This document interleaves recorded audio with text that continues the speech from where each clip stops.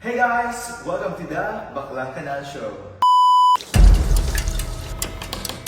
Ngayon tuloy, pagka ako napapakarong na, ano ba, dapat ba inalis ko or hindi? Ito na yung mga problema ko sa buhay ngayon. Yan ang hindi ko gagawin.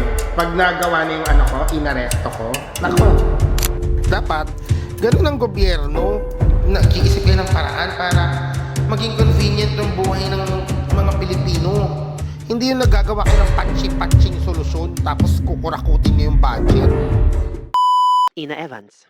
No other character. Tapos ang laban. Correct. Siya yun eh.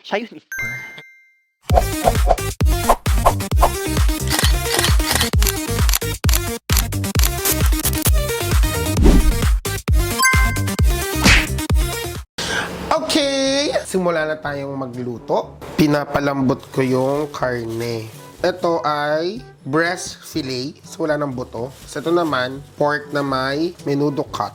So, pinapalambot ko lang. Tinutunaw ko lang yung yelo. Siguro mamaya kapag medyo wala na yung mga yelo, i-microwave ko na lang. Tapos, nga pala, yung mga nag-comment at tinatanong kung ano to, hand soap yan ha, hindi yan dildo, mga bakla kayo ng panahon. Ang bango nito, sayang din yung naaamoy. Binili ko to sa Thailand. Sabon yan, hand soap ko yan. Ngayon, habang pinili natin lumambot, magsasaing na ako. Kahit na naka-omad ako. Well, gusto ko lang magluto. Actually, meron kasi tayong magiging bisita today. May pupunta kami dito sa bahay, dadala niya ako ng lansones. So surprisein ko siya na pagdating niya dito, meron akong pagkain para sa kanya. Kahit na isang beses lang naman ako makain niya sa isang araw. Yes, narinig niya ng tama, mga kakosa. Nagpapapayat na rin ako. Dahil meron akong exciting... Ay, ako sabihin, bawal pala! Meron akong pinaghahandaan ngayong year. So, kailangan kong at least mag-lose ng weight. Parang ako wala namang problema kung tumaba ako dahil kain ako. Gusto kong kain eh. Pero may mga kailangan akong gawin na magre-require or mas okay na payat ako. So, kailangan ko talaga ngayon medyo magkaroon ng disiplina na magpapayat ulit kasi dati naman nakaya ko eh. Kaya hanggang ngayon, binabawasan ko yung food intake ko at more ako sa liquid intake. And then, gusto ko na rin tumakbo. So, malay nyo, isang araw makita nyo ko kasama ko na yung mga ka-breathless. Kevin, Carol, nako, oras na para tumakbo or mag-tennis tayo nila Noah, nila Milo. Abangan nyo lang and super na-appreciate ko yung pagmamahal nyo sa akin dahil hindi lahat to mangyayari kung hindi kayo naniniwala sa akin. So sa lahat po ng naniniwala sa akin, alam ko marami akong sablay sa buhay. Minsan ang hirap ko ipagtanggol. Minsan nakaka-cringe yung iba kong post. Minsan may mga bagay ako na ginagawa na napapa-fails. Palm na lang talaga kahit pamilya ko. Pero thank you po dahil above or beyond all that, mas pinipili nyo pa rin na mahalin ako. Okay lang kung minsan napipikon kayo sa akin, pero yung consistency ng pagmamahal yun yung pinaka-importante. At the end of the day, naniniwala pa rin kayo sa akin na mayroon pa rin akong something good na maibibigay at may offer. At alam nyo na, kahit sablay ako, kahit may crack na ako, hindi pa rin naman ako isang bugok na itlog. Charot. Tara, magluto na tayo. Sabi nung isang nag-comment, sana daw isa lang yung topic sa isang video. Gusto ko nga sana madami. Para super, alam niyo yun, madami nangyayari habang nanonood kayo ng isang buong vlog ko. Pero sige, itatry ko din na at least may isang episode na talaga nakafocus lang sa isa. Kagaya nito, magluluto lang ako ng chicken and pork menudo today. Plus, meron tayong bisitang dadating. So, ipapakilala ko na rin siya sa inyo mamaya. Okay, let's go. Let's do this.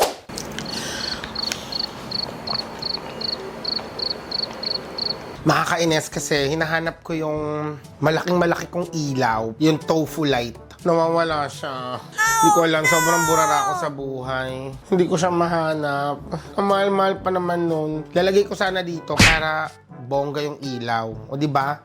Ayoko na di-disappoint kayo eh. Hindi ko siya makita. So, magtyaga muna tayo sa ganito. And nakatatlong palit na ako ng water. Siguro mga 1 hour ko nang pinapaano. Yung medyo natanggal lang talaga yung mga frozen na yelo, ide-defrost ko na. Kasi hindi daw maganda yung ang gagamitin mong pang palambot ng karne ay mainit na tubig. Kasi mabilis kumapit yung bacteria. Kaya dapat cold water lang din para lang mawala. Tapos ide-defrost mo na lang sa microwave. Tapos siya may luluto agad. Dami ko natututunan. And thank you din sa mga nagko-comment. May mga natututunan din ako sa inyo kasi syempre 3 buwan pa lang naman ako silang actually 2 months pa lang nung nag-start ako magluto. So, marami akong natututunang mga bagay-bagay din sa pagluluto. At surprising din, na-enjoy ko siya. Kaya, sige na, magluto na ako ng kanin. Charan! That's our rice cooker. Ito ang all-in-one cooker namin. Pero never naman ako nakapagluto ng iba dito other than kanin. Alam nyo, dati sabi ng mama ni Mudang, dahil sa sobrang hirap namin, lang daw yung ginagatas namin. Di ba yung yun yung parang pinagkuluan yata, yung tubig na pinagkuluan ng rice? Tama ba? O pinaghugasan ng rice, hindi ko na alam. Medyo may sakit ako ngayon, pero parang pagaling naman na. Kaya please, bear with me kung uubo-ubo ako sa buong content na to. Pero I'll make sure na hindi ko maubuhan yung pagkain dahil baka mabash ako. Alam niyo naman, konting kibot. Pag content creator ka, pag nagpo-post ka, ine-expect lagi ng tao, perfect ka. Actually, kanina nga nakita ko ang daming, masasamang comment dun sa picture ni Ate Ann, Ate Ann Curtis, yung naka-red siya, may kita yung legs niya. Ang daming sinasabi na kesyo, ganyan daw ba ang Diyosa? Bakit daw tinawag na Diyosa? Merong cellulite sa legs na hello. Nakakaloka yung mga tao na, ano bang ina-expect nyo? Tao rin naman yan. Bakit kayo nag-expect ng perfect na katawan? Ewan ko na sa mga tao. Tapos kapag chinek mo yung mga profile, sila pa yung mga hikahos sa buhay or walang trabaho, hindi asensado, tapos hindi din naman ka-perfectan ang katawan o ang itsura, pero ang lalakas mag-comment ng ganun. So now, ang next na natin gagawin ay mag-chop-chop na tayo ng mga ingredients. Charan! Lalagyan na natin sa microwave yung baboy at pork kasi i-marinate ko pa pala siya na wala sa isip ko. Kailangan ko siya i-marinate for at least 1 to 2 hours. Matagal-tagal to. Okay, so tanggalin lang, ano ba? Paano ba to? Ang gulo. Ganyan. Ya mo na. Okay na yan. Ang dami pala nitong pork. Actually, naghihiwa-hiwalay na siya Pwede ko na nga itong wag i-microwave Nahihiwa-hiwalay ko na siya. Huwag ko na kayang i-microwave. Hindi, i-microwave na natin. Ay, hindi. Nahihiwalay na. Hindi ko na siya i-microwave. Nahihiwa-hiwalay ko na siya. Perfect. Alam nyo dati, nung sila Mudang pa yung nagluluto, hindi ko kayang humawak ng karne. As in, tas hindi ko talaga naiintindihan kung paano magluto. Pero ngayon, look at this. Alam mo, pag nagkita kami ulit nila Mudang, mapaproud yun sa akin. Paglulutuan ko sila, medyo matagal pa bago kami magkita ulit Pero paghahandaan ko yon, galing ko na magluto nun. Oh my God, look! Napag-hiwa-hiwalay ko sila. Ang dami pala. Oh my God, kung mag-chicken at pork ako. Kalahatiin ko na lang. Half. Tatabi ko tong half. Yung plastic. Okay, time for the chicken! Actually, parang ang laki pa nga nitong cut ng baboy. Guguntingin ko pa ito mamaya. Dapat mas maliit Or lumiliit ba yung baboy kapag parang malaki siya. For a minuto. Dami palang karne kong binili na overjoyed ako mamalengke. Okay na yan. Tama na. Okay na yun. Lagay ko pa ng lagay. Madami na yan. May karne pa Parang hindi naman siya pang minuto. Ang taba ng ibang pork. Asan na ang mga baboy? Normally, di ba, may atay. Wala akong nabiling atay. Kaya, hindi ko na siya lalagyan ng atay. Kaya, lalagyan lang natin ng liver spread. Let's marinate! Ito na yung mga pork and chicken ko. Una daw, lagyan ng toyo. And then, seasoning. And then, pepper. Yan. Tapos, kalamansi. So, gawa lang tayo ng kalamansi. Yan. Ngayon, naiintindihan ko na kung bakit yung ibang masaya kapag may malaking kusina. Pero someday, malay nyo, umasenso tayo, karoon ng malaking bahay. Ayan, dito ko na sa papatak sa strainer. O, diba? Di nasala yung mga buto. So saya. Okay. Ayan, meron na siyang toyo, seasoning, paminta, kalamansi. So, ayan, i-marinate na natin siya. Oh my God! Luto na yung rice. And tignan nyo, dahil nga nag-saing tayo, ito yung paborito kong part pag naluto na yung kanin namin. Pag nilet go ko na tong steam na to, tignan mo. Yeah! Parang bulkan! Pasabo. Yan, na tayo. Balat ng patatas. Dahil para tayong si Princess Sarah. Alam mo, yung uso ngayon, yung mga AI na nagsasalita, wag mo akong balatan! Nagagalit yung mga gulay. Kasi nandito nga daw sa balat ng patatas at carrots yung nutrients. Totoo rin naman, kaso kasi, mamaya may mga kung ano-anong nandito. Tsaka parang ang dumi niya tignan. Wala lang. Hindi lang ako sanay. Ba't kayo ba? Anong masasabi nyo about it? Kasi sa totoo lang, meron akong minsan mga nakakain na adobo. Andun pa rin yung balat ng patatas. Meron naman wala. Pero ako, para lang safe, dahil di naman ako yung nagtanim nito. Di ko alam kung paano to na-process. Mamaya, punong-puno siya ng fertilizer sa labas. So, pwede rin namang nahigop na nung mismong patatas yung lahat ng fertilizer. Pero, alisin ko na. Though, ipiprito ko naman kasi to, diba? So, parang mamamatay din naman siya if ever. Ngayon tuloy, pati ako napapatanong na, ano ba? Dapat ba inalis ko or hindi? Ito yung mga problema ko sa buhay ngayon. Di bale, next time, kapag nabasa ko yung mga comment nyo, alam nyo, nakikinig ako sa inyo. Dami ko nga natututunan eh. Di man ako maraming nanonood. At least, enough siya na nababasa ko lahat ng comment. And thank you. Nagiging ano ko na siya ngayon. Source of joy. And parang release. Libangan. Sino kaya ang unang taong nakaimbento ng peeler? Galing eh. Diba?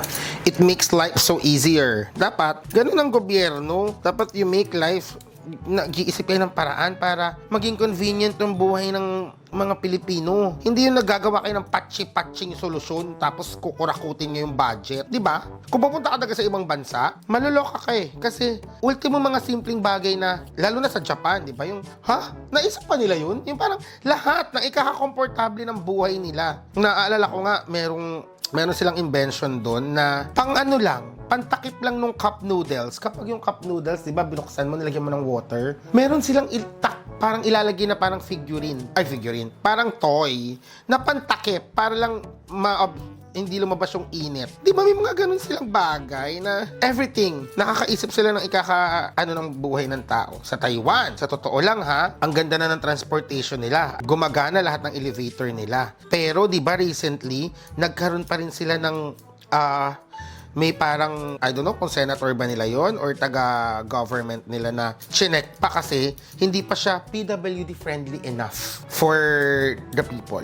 Pero grabe kasi ako nagta-travel ako doon, di ba? Nang may maleta, nagko-commute ako talaga. Gamit ko lagi yung mga elevators nila. It's always working. Nakakarating ako sa hotel ko. No matter kahit galing ako sa airport. Pero di ba, that's not enough. And dapat ganun dapat. Nag-iisip lagi dapat ang gobyerno ng paraan kung paano gaganda yung buhay ng bawat tao sa bansa nila. Kasi kaya sila binabayaran para sa mismong trabahong yon to make people lives better. Hindi naman binabawasan yung tax natin para lang umupo kayo dyan at ibalandra nyo yung mga mukha nyo kapag gagawa kayo ng mga kaunting project. Hindi namin kayo binabayaran para dun. Kasi hindi nyo naman pera yung ginagastos. So bakit kayo yung nakabalandra yung pagmumuka? Tapos tangina ng mga naiisip na project na parang project ng grade 2. Ano yun? Bakit ganyan kayo mag-isip? Tumakbo kayo sa isang posisyon na kailangan tumulong sa mga tao. Tapos ang bobo ng mga ginagawa nyo, hindi siya nakakatulong sa ikagaganda ng buhay ng tao. Bibigay ng ayuda. Sinasanay nyo yung mga Pilipino na umasa sa ayuda. Kasi magmumukha kayong mabuti dahil nagbigay kayo ng ayuda. Binobobo nyo yung mga Pilipino. Sorry. Hindi talaga parang hindi ko makontrol na hindi ka magalit sa sitwasyon natin. As in, every time, we have to demand Kasi grabe, hindi natin to deserve. Alam mo yung magtatrabaho ka ng patas, alam mo pumapasok ka araw-araw, gumigising ka ng maaga, may kipagsapalaran ka sa napakapangit na transportation system, na kung tutuusin, nagbabayad ka ng tax, hoping nagaganda yun. Yung ganong klase ng transportation system, nakakapikon. Tapos hindi ka magagalit. Tapos, itong mga bobong kapwa nating Pilipino na ipagtatanggol pa yung mga kurakot. Akala mo kapag nakipag-away sila sa Facebook at nakapang-asar sila o nakapang-troll sila, akala mo ba yayaman yung buhay nila? Na bobo, the moment na pinoprotektahan nyo at pinagtanggol nyo sila dahil sa kakapiranggot na binibigay sa inyong pera at sa blind idolatry at kabobohan nyo, damay tayong lahat. Wala pong exempted. Sila lang po dyan ang yayaman. Sila lang talaga ang tatamasa ng pera natin. Diba? Sasabihin, ako, puro na lang politics, hindi na lang maging entertainer. Dapat happy-happy lang. Bakla! Diyan tayo kinondisyon ng mga yan. Madali tayong makalimot. Okay na yan. Mga bobo naman mga Pilipino eh. Bigyan mo lang ng pera, makakalimot yan. Kaya tayo naaabuso. Bakit ako hindi magsasalita tungkol sa kanila? Nagbabayad din ako ng tax. Diba? Ninanakawan din nila tayo. Ay, nakakabuisit. Every time na maiisip mo na, tangina, payaman sila ng payaman, nakaw sila ng nakaw, tapos deadma lang sila. Mga hayop na... At hindi ko maatim, like, paano kaya nagsisimba tong mga politikong to? No? Grabe, magsisimba pa yan, mag-aano pa sa Diyos. Grabe, hindi kayo kinikilabutan sa mga pinaggagawa nyo. Na, grabe, garapala, ninanakawan nyo yung mga tao. Paano nyo nagagawa na habang nasa sasakyan kayo, may pamilya din naman kayo? Di ba makikita nyo na may mga naghihirap, dadaan kayo sa EDSA, sa napakagaganda nyo sasakyan, magwawangwang pa kayo, mga hayop kayo para lang mauna kayong makadaan po. Tapos makikita nyo may mga natatraffic, may mga nakapila ng sobrang haba sa MRT. Anong klaseng konsensya yung meron kayo na natitiis nyo yun, na nakikita nyo yung ibang tao, yung kapwa nyo Pilipino na naghihirap, tapos, kasi okay lang, kasi komportable naman buhay namin. Mahalaga makapagnakaw kami. Meron kayong espesyal na lugar sa impyerno. But until then, kailangan natin laging mga lampag. Kailangan natin laging gising, mulat, at alam kung saan napupunta yung pera natin. Kailangan natin mag-demand ng pagbabago. Ayun lang naman ang point doon. Kasi kung hindi tayo magde-demand, paulit-ulit lang itong mangyayari. At huwag kayong susuko. Ang dami kasi nagsasabi, mag-iingay, wala namang mangyayari. Kung ganyan ang mentality ng mga natin dati, bayani, sa tingin nyo lalaya tayo? Nasa tao ang kapangyarihan. Kailangan lang nating magkaroon ng united front, labanan sila. Wala eh. Ang problema kasi ngayon, pagtatanggol pa yung mga magnanakaw, pagtatanggol pa yung mga mamamatay tao, parang gago. Di ko gets kung bakit kamangmangan yan eh. Salat din tayo sa edukasyon. Sinadya ng gobyerno na maging bobo ang mga Pilipino at maging mahihirap para madali tayong umasa sa konting bigay nila. Kala natin, hero na natin sila. Paano kaya yun? Maluloka ka na lang talaga sa nangyayari sa bansa natin. Tapos yung iba, alam ng mali, sasakyan pa kasi nagbe-benefit din sila. Napaka mga sakim na tao. Hay nako, may araw din kayo. Matcha-chop-chop din kayo kagaya ng patatas na to. Alam mo, pinapahirapan ko yung sarili ko. Meron naman akong, ngayon ko lang naisip, meron naman pala akong parang cutter doon ng mga gulay. Wala eh. Nagawa ko na to. Tsaka na-enjoy ko. Surprisingly, na-enjoy ko mag-cut, mag-kutsilyo ng gulay. Mas feel ko nakaka-chef. Holy chef. Ano pang mga gusto nyong next kong lutuin? Actually, yung mga niluluto ko lang, yung mga gusto ko talagang ulam. Yung mga nire-request ko kay Lamudang, pinag-aralan ko lang siyang lutuin. Para at least, alam mo yun, hindi na ako bibili. Dati talaga, nung pag-alis na Lamudang, nasa isip ko, nako, mag-order na lang ako or bibili na lang ako lagi sa labas para mas tipid. Pero naisip ko, hindi pwedeng habang buhay ganun. Dapat matuto rin ako magluto talaga on myself. Alam niyo yung iba, wala silang bell pepper sa menudo, pero ako gusto kong lagyan. Tapos, ngayon ko lang na-realize, habang ginagawa ko habang sinachop-chop ko, parang pangginiling pala yung nagawa kong cut. Parang dapat medyo malalaking cut siya ng, diba, ng carrots at patatas. Buisit. Sa galit ko sa gobyerno. Di ko na naisip. Ang liliit niya tuloy, but okay lang. Again, ako naman ang kakain. At sabi nga ng best friend ko si Paris, your kitchen, your rules. Nabobohan mo, kainin mo. Pero lalagyan ko ng bell pepper para mas masarap. I don't know, alam mo kahit nagluluto ako ng spaghetti, nilalagyan ko ng bell pepper. Ang sarap. Yeah, try nyo. Not joking. Okay. It's done. Charan! Hotdog na lang and then we're good to go. Ay, sibuyas bawang pa pala, bobo. Alam nyo, ang favorite ko talaga sa menudo, hotdog. Ito talaga ang nagpapatunay na menudo siya. Kapag minsan nalilito ako sa kaldereta, mechado, menudo, ay pag may hotdog, automatic menudo. Ngayon naman, ang laki naman ng mga hiwa ko ng hotdog. Pero dahil nga gusto ko ng madaming hotdog, hindi ko na yan titipidin. Ulam ko naman ito. Bahala na. Kapalo. Oh, sarap. Nagutom tuloy ako bigla. And the time has come for this moment of time. Ready na tayong magluto ng chicken and pork menudo ala Ate Dick. Ngayon palang hihina ako ng tawa dahil first time ko magluluto ng menudo. So, umpisahan na natin. Ang una natin gagawin, mga kapanlasang bading, ay ipiprito natin yung potato. Ito, lagay natin. I-deep fry ko siya. Wow! Kala mo talaga sa deep fry. Ayan. I-deep fry ko siya. Sorry dahil ang liit talaga nung nailuto ko. I mean yung cut ko ang liliit pang giniling. Patawad. Next, carrots. Patatas at carrots ang ating i-deep fry. Alam mo pag iniisip ko, napakasipag din talaga ng mga food vlogger, no? Ang ano nila, ang sipag na sa mga ganito. Ako, na babanas na ako agad. Bilang na tayo ng mga 1 minute. And then after 1 minute, sabay na rin natin yung hotdog. Wala akong liver, as in atay, so hotdog lang at liver spread.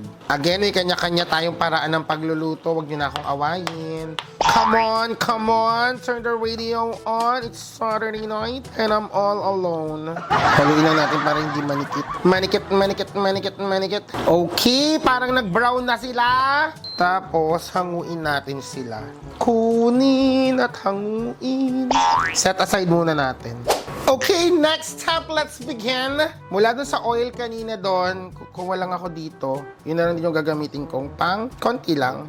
Ayan. Para panggisa natin. And let's start the cooking. Yes, I do the cleaning. Garlic. Bawang.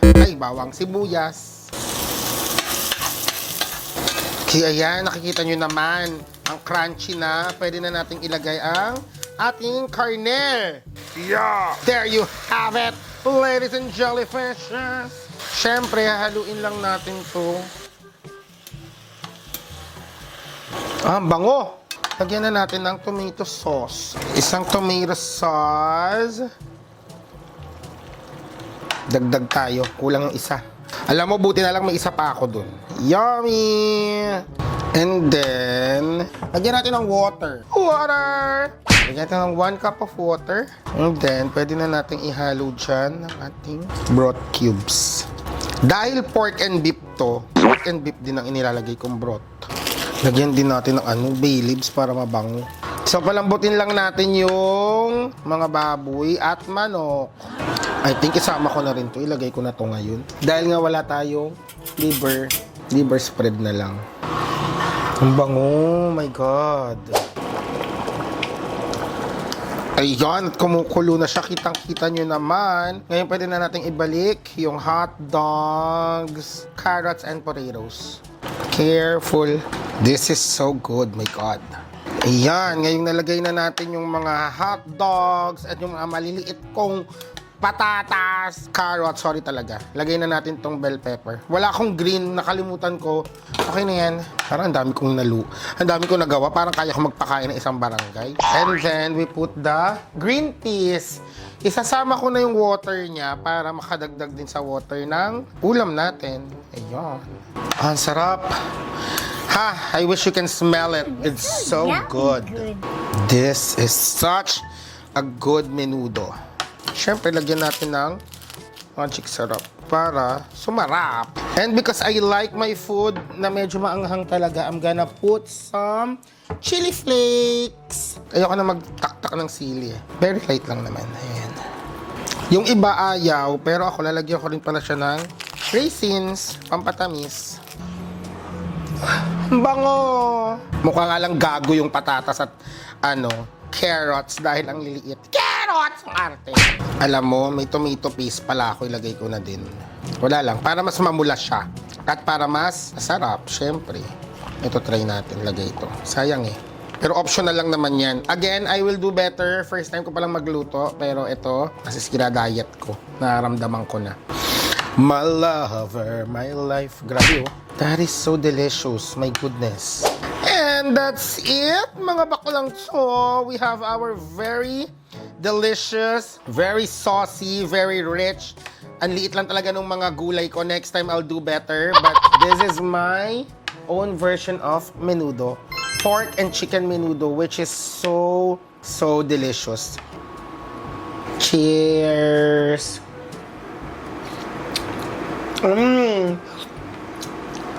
It's so good! Wow! Another dish done! And there you have it, our finished product. So delicious. Look at that. It's so tomatoey. It's so saucy with the hot dogs and the pork and the chicken. And the bay leaves and the bell pepper. The potatoes, the carrots, the raisins, the liver spread, and everything in between. Ang sarap ng aking menudo. Kain po tayo, mga baklang to.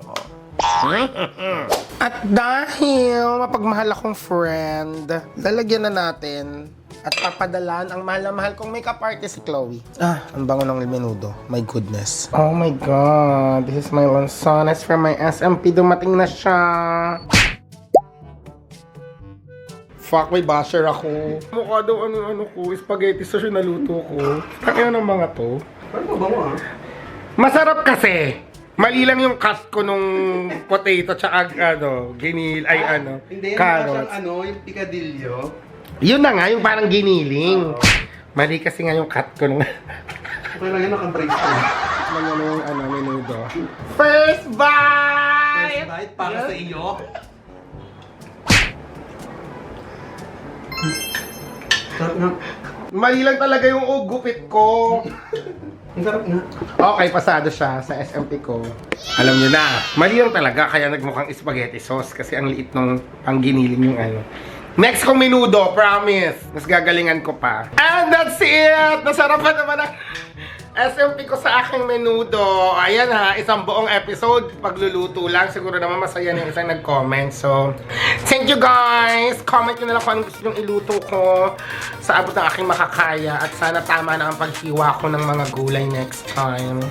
See you on the next vlog. Bye-bye!